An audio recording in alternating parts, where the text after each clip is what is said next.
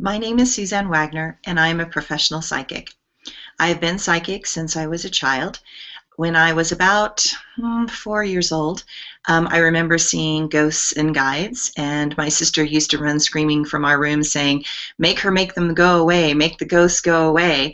And I would say, "They're not ghosts, they're angels, and there's a difference." When I was about 6, I started reading palms and tarot cards. And my poor mother finally got so frightened that she had my astrology chart done. And the astrologer said to her, "Oh, you don't have to raise this child. In fact, she'll probably raise you because she has been a Piscean psychic in many, many lifetimes." And if you think of palmistry and cards, that's the way the psychics read over the last hundreds of years. When I was in senior year in high school, I started to explore the patterns of astrology and numerology and started to pull everything together to make sense.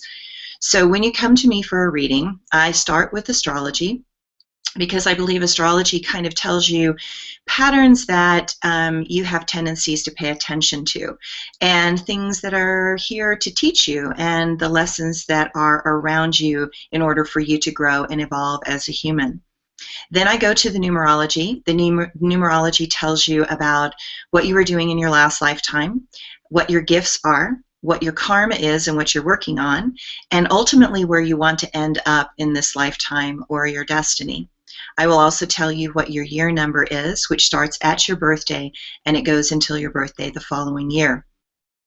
Then I tend to do the cards, and the cards tell us the immediate problem and what's going on around that problem, how your subconscious mind is doing, if you have any karma that's related to this particular situation right now, and what the outcomes will be in the future. At that point, I allow you to ask any questions that you want. Now, there are people out there that have real specific ideas because of things that are on television about what a psychic is. And one of the reasons I'm doing this video is to help educate people so that you will understand the differences in psychics, so you will know how to make a choice that really works for what you want and what you need. So one of my favorite stories is that John Edwards, who is an amazing medium, and when you use the word medium, you are looking for somebody who wants to speak to the dead. And but sometimes psychics are very specialized in certain areas, and John Edwards is a brilliant, amazingly accurate medium. But he was on the Pet Psychic many years ago on television because he actually couldn't read his dog. So I love that as the example so that you can't expect every psychic to be able to answer everything. In fact, if a psychic pretends that they can answer everything, they might not be being completely honest. So I think each of us is specialized in a different way, and we all work very, very differently. So if you want to get the best out of me, you allow me to have my flow, and then when we get to the questions and answers section, you can hone in on your questions, or you can tell me from the very, very beginning what you're interested in and what you're looking for, and then I'm more than happy to tailor a reading to exactly what you need and what you want. So I am a medium, but I tell people that I don't get it every time. So I'm not John Edwards. It's not my specialty. What happens for me is that if a person wants to speak to me, they've usually been hanging out in my house for the whole day before the reading. And I sometimes don't know who they belong to until that particular moment. So it's sometimes tricky for me to pull on that thread and to find the exact energy to make it the most accurate. So I will tell you if I can or if I can't. So you have to give me a degree of wiggle room if you're looking to talk to the dead or mediumship. So my specialty is that I am a synthesizer. I am a sacred tool keeper. I am very good at showing you the patterns and how they overlap. One of the reasons I do it this way is that I think that people are like gemstones. And so if you look at them from one tool, you see one angle or facet of that stone.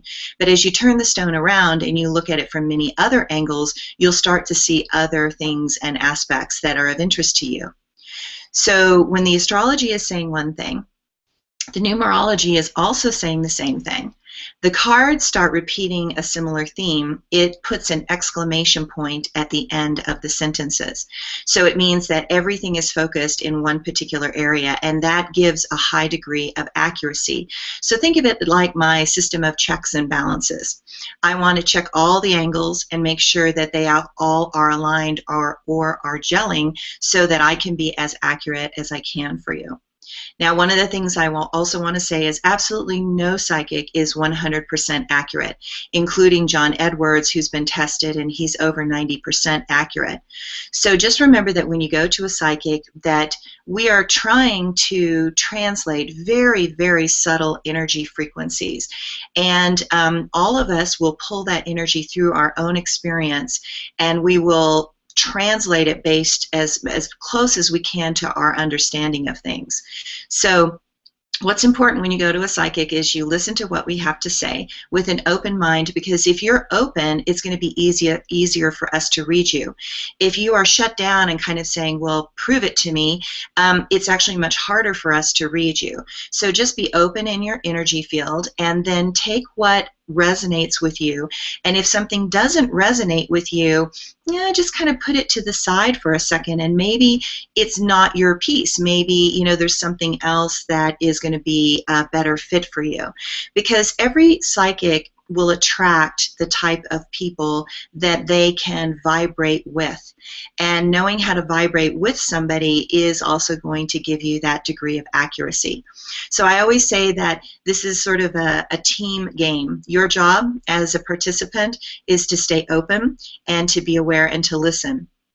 If we're off, to kind of give us some feedback on how we're off. But one of the things I might remind you of is what's strange in life is that it happens quite frequently with psychics that we say something and you'll say, no, I don't do that. I'm not doing that.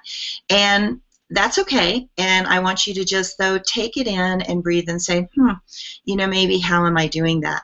And the reason is that I think it's the hardest for us to see ourselves. So many years ago, when I was with many different gurus and teachers and yogis and bodhisattvas, to their credit, they were all telling me that I had a particular pattern that I was doing. And I would be like, I'm not doing that pattern. Like, why are they telling me that I'm doing that pattern? And it would kind of bug me. It would kind of be like a seed in, somewhere like it was in the wrong place and is scratching you. And I'd be like, I'm not doing that. Why do they keep saying that?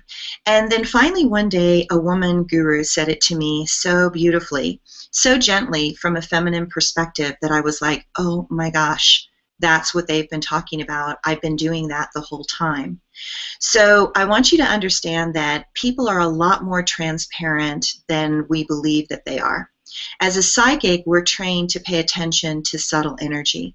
So when they've tested me, they've always said, wow, you've created interesting maps on how to differentiate kinds of energy. And that's what all psychics do. So all psychics have a map that they prefer to operate from. And that map is a religion, a belief system, a book, a yogic sutra, a mantra, a tool such as tarot or pendulums or numerology or aromatherapy, and they channel that energy through that particular tool and the awareness of that tool and their understanding of that tool, because the more you work with a tool, the more accurate you can be with it. So as a result, my suggestion is to ask psychics questions, ask them how they work. I'm putting this video out so that you understand how I work. Recognize that I charge right now $100 for an hour, $50 for a half hour. If you're a new client, there's a new client discount, which is $75 for an hour, which is a great deal. I prefer to do an hour for the first time because I'm trying to do everything. I'm trying to do the astrology, the numerology, the cards. I'm trying to get absolutely everything in so you can have as full of a reading as you can.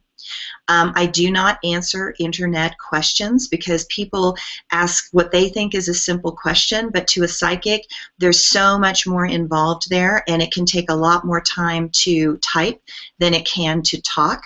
So as a result, I don't answer internet questions, and there is no such thing as a short question in a psychic's book, because for us to be able to grab that random thread that you're throwing out, we have to get a few things. Like, we need to get your I need to get your birth date. I need to look at a few things just to get a lay of the land so I can start and begin. And so that actually takes me a bit of time just to get organized so that I can be accurate for you. So I hope that this helps you understand how I work a little bit. Please be aware that I do travel quite extensively, and so I do have an online scheduler, and you can go to my online scheduler and you can see where I am, and recognize that the scheduler follows me. So if I'm in Utah, my scheduler is on Mountain Time, and you need to make an adjustment to your time schedule so that you know what time your appointment actually is. And I say this because I have clients in Taiwan and Hong Kong and New Zealand and Australia and India, so it's just impossible for the scheduler to keep up with all those time slots.